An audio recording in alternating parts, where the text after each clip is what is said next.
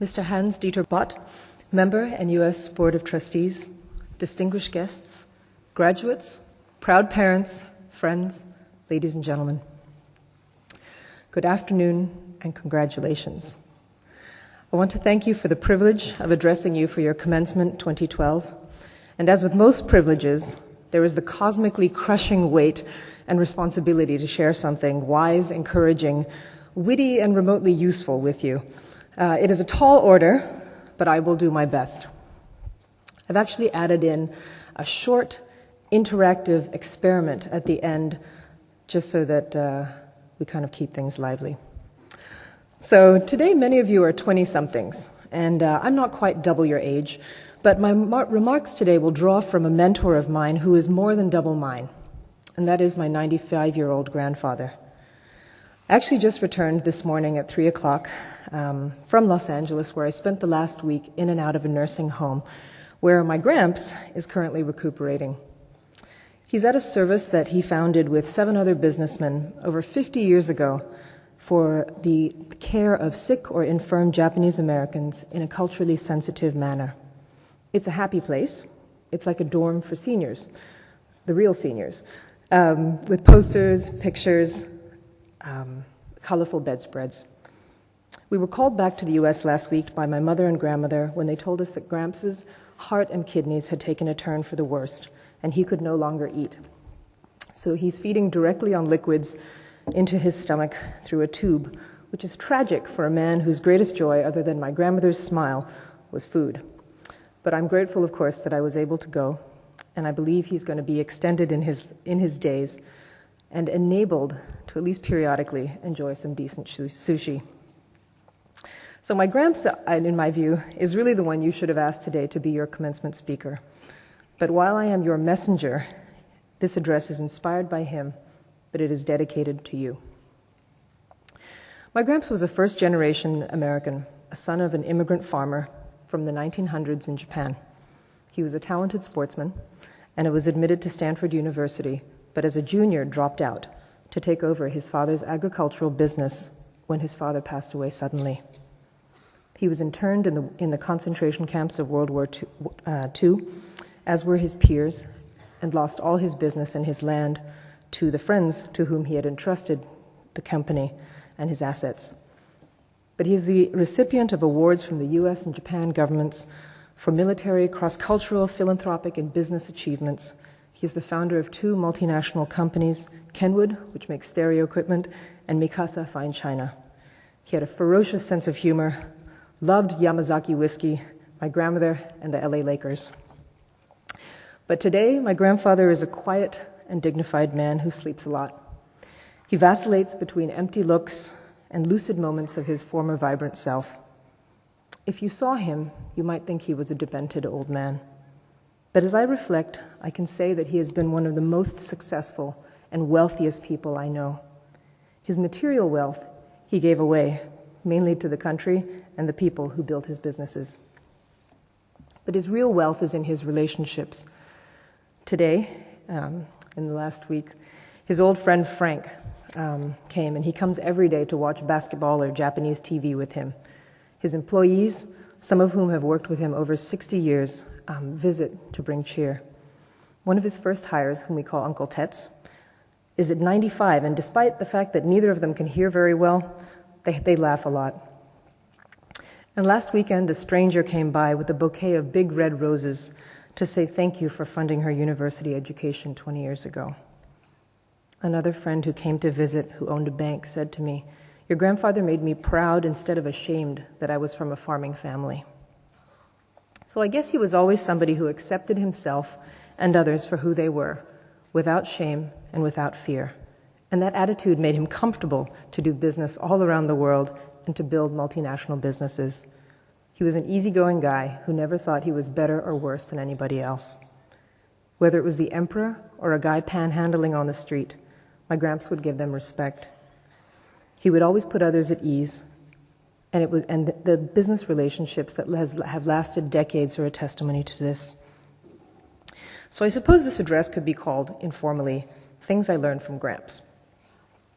So, first, recognize that you and only you are responsible for your life and for your life choices.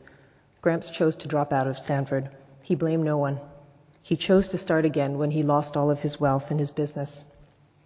He didn't make excuses, and he didn't blame anyone. So for you graduates, don't make decisions because of your parents or your friends or your horoscope or any other reason. Don't blame anyone else for what happens. Bitterness and resentment are wasted emotions that you can choose to let go of and be free from, or to walk around in your life like a 10-ton weight. You can honor your parents, respect your friends, and stop reading your horoscope. But most of all, you can live responsible for your choices, good or bad, and be someone from whom others can draw their life lessons. Be a mentor like my Gramps. Be you.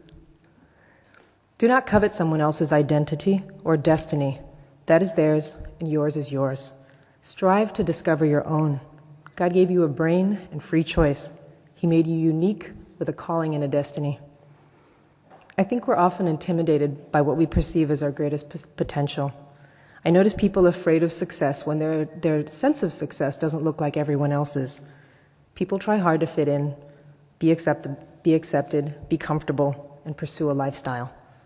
But then they wake up mid-dream in some wasteland that they don't recognize, with things they don't need, in a job they don't like, surrounded by people they don't really know. And I don't want this to be you, and I don't want this to be me. So remember, your life is a quest, but it's not like a quest for a magic potion with magic powers to heal broken hearts, exam fatigue, or get you backstage passes at F1. It's not like buying lottery tickets with the blind optimism that you will hit the jackpot. It's more like a compass that you hold in your hand and that you keep your eye on wherever you go, so that however you go, you will never veer too far off course. Even though you don't know the destination, and many of us don't, you are in a sound vessel and you know you're moving in the right direction. And sometimes we just need people who will come to us and say, you're moving on the right direction.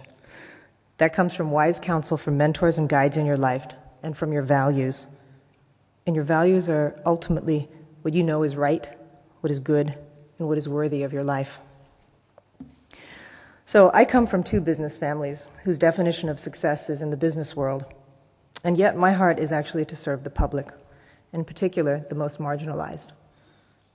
Money, while important to me, is neither my motivator nor my master. Since I was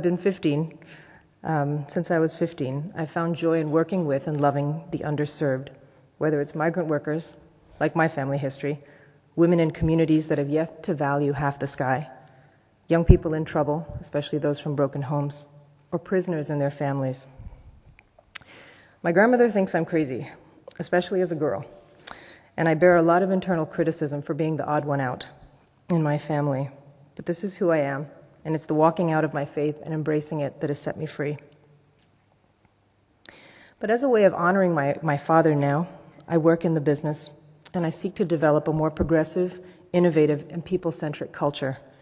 I've sought to enhance opportunities for low-skilled workers in our workplace and put into place policies that protect workers and care for their well-being. I want to put our economic presence to work for a greater good. So come and join me if you're still looking for a job.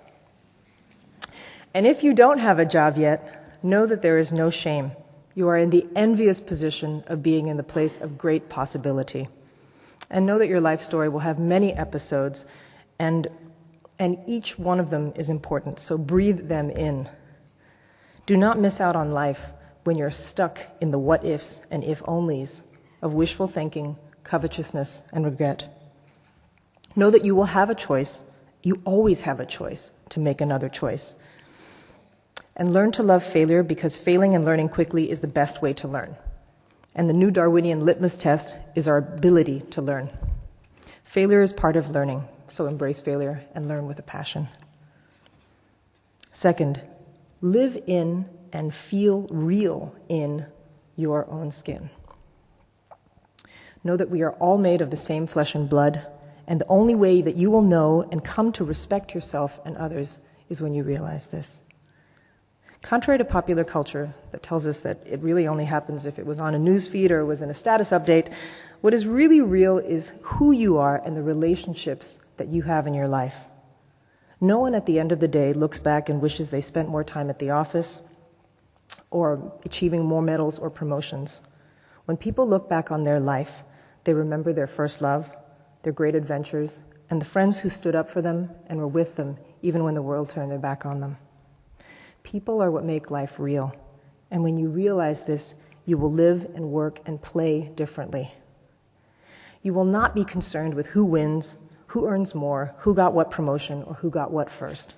You will not try to make friends and introduce yourself at parties with the same lame question, "So, what do you do?" You will ask them, "What is your greatest joy? Why are you alive?" And if that's too steep, then ask them what's the best thing that's happened to them today. You will focus on them, you will focus on their story, and what's working and what's going well. At Beautiful People, a mentoring program I work with, my job as the founder and culture carrier is to invest in my leaders and to raise others with the same DNA. So I ask my leaders all the time, how can I serve your dreams? And I tell them that I will partner them towards their fulfillment. We are never too young or too old to invest in someone else's dreams.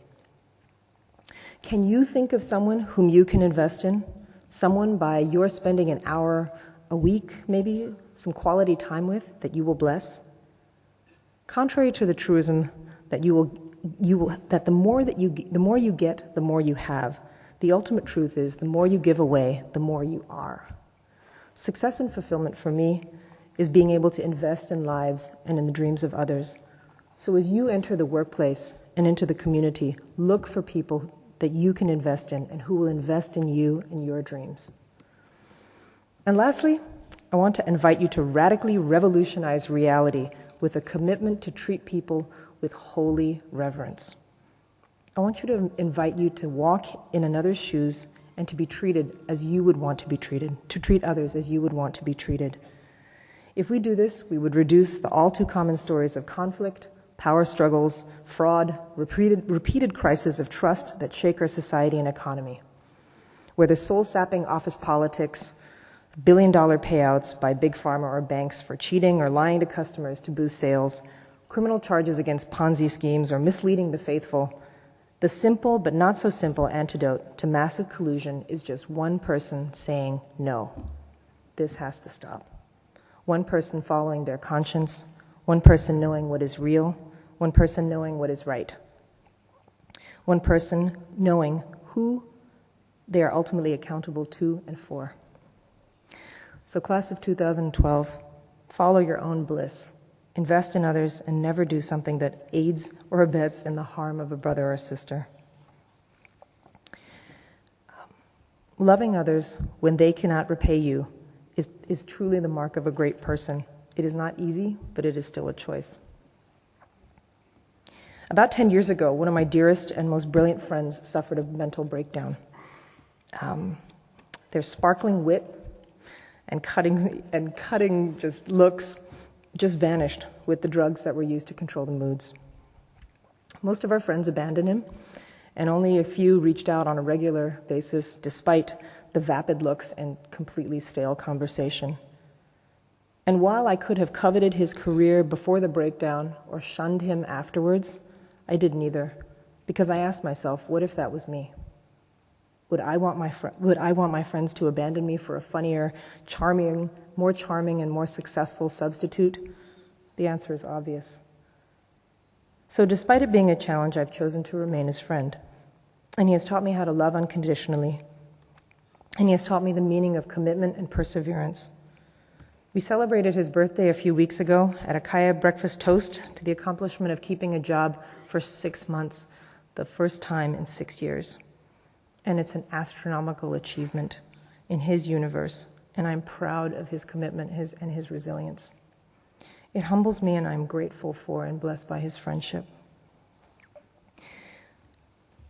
You see, you know you are alive when you know the things that last are the things that you can't see. So to find those deep relationships in your life, you have to be someone who values depth and cultivates the practice of being attentive.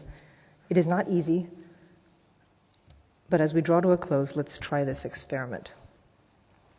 Are we ready to do an experiment? Yes? Okay, I see very reluctant nods. Okay. We will do this exercise for 1 minute. Okay, you have a choice of doing one of two things. The first is you can peel an orange in your brain. Okay, just close your eyes and peel an orange in your brain. Option 2 is you can look at the person next to you, and if you know the person very well, you can hold their hands. If not, just look at them. And you look into their eyes in silence for 1 minute. Okay? Okay, so everybody, we have two choices, right? The first is peel an orange in your brain, right? The second is look at your neighbor in the eye in silence for 1 minute. Okay, has everybody chosen? Yes? Okay, I'm serious. We're going to do this. Okay, so silence. Silence, silence. So hard, so hard. Okay. So we will start in 5 seconds, and we will have 1 minute to do one of the two alternatives. 3, 2, 1, go.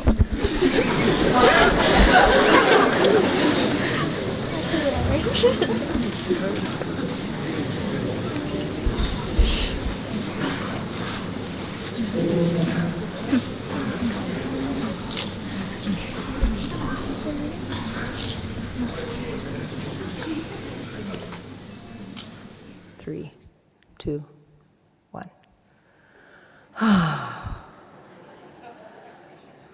Extraordinary sighs of relief. Okay, excellent. Okay, so who chose which option? Can you raise your hand, please, if you chose the orange option? Okay. Okay, and can you raise your hand, please, if you chose the stare at the eyes in silence for 1 minute option? Okay, all right. Wow, fairly even. That's really impressive. So in my various experiments doing this, I typically observe that the younger, more or less self-conscious people, the more starers we have. Okay. Kids are great. Kids will just stare, and then laugh. And then the older and more mature and more dignified the group, the more typically we have orange peelers. So this was not just comic relief, actually. There was a point to this, and that is essentially that the first practice, the peel an orange in your brain, was in fact some very practical advice given to a friend of mine who is this super high-powered, highly strung, super on, extremely stressed individual who went on retreat, and this was advice given to him by a monk. And he said, if you can just focus on one thing at a time for 1 minute, you will have trained your mind to be present. So it's a great technique if you're having a bad day at the office, parents, at home, whatever it happens to be, train your mind. One thing, one time for 1 minute. The first time I tried it, I peeled 3 oranges. I got bored. I started thinking about my laundry, the dinner, and emails I hadn't replied to. So I'm still trying. So don't feel condemned if you didn't manage it. We are all works in progress. And for those of you who chose the more thematically relevant option, being present to one another, what was that like? Mortifying, terrifying, crazy. I was staring at the eyebrows because I couldn't look at the eyes. You turn around and you start saying, this is weird, isn't it? Oh, this is so weird. And then at 30 seconds, it feels like it's been 5 hours, and you just feel hard. It's just way too hard. But the truth is that looking into someone's eyes, fully present for a minute, is one of the hardest things to do unless you're madly in love with somebody. And the minute seems like the longest time. And yet we have so many minutes in a day that we waste with our own mindless self-absorption. Being present to someone else means not only looking into them to see them, but allowing yourself, your real self, to also be seen and known. I once did this with a group of educators and a somewhat older lady kind of in the back, did this exercise. And when she did it, I actually saw that she started to cry. And I couldn't stop in the middle of it, but I went and asked her afterwards, "Are you okay?" And she said to me, "You know, Melissa, actually, I can't remember the last time somebody looked at me in the eye for a minute." And I looked down at her wedding ring, and my heart cried inside too. Relationships in life, all relationships, can become transactional. We stay in them when we profit and when we gain, and we step back and we cut losses when they're not convenient or benefiting us anymore. But without the reverence, the capacity to show holy reverence for someone, your parents, classmate, a future spouse, your boss, your subordinates, the cleaning auntie or uncle, we do not give or receive the best in life. Whether in your families, in your workplaces, or neighborhoods, make it a point to be real and show holy reverence to one another for just a minute a day. If you do this, I promise you, you will be incredibly uncomfortable at first. But I also promise you that you will learn to be more authentically human, without shame and without regret, so that when you are 95, you will have made your minutes count, and you can smile and you can say, "I have lived." So class of 2012, live for others, and you will live your most full life. Thank you. God bless you. Thank you.